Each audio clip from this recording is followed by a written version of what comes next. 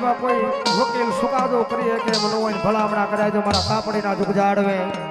મારી દૂધિયા રાખની મેલડીના દરબારની માલમાં કદાચ જો તમારો હકનો ન્યાય પડ્યો હોય અને મારા ગાંડિયા કદાચ જો મારા દરબારની માલમાં આવી અને મારા નામના હુડા પાડીને જો મને દૂધિયા રાખની મેલડીને અરજી કરી હોય ને એ હવારનો દી ઉગે તારો જજ સુકાદો કરે નો કરે પેલા જો જજની જીભે બેહી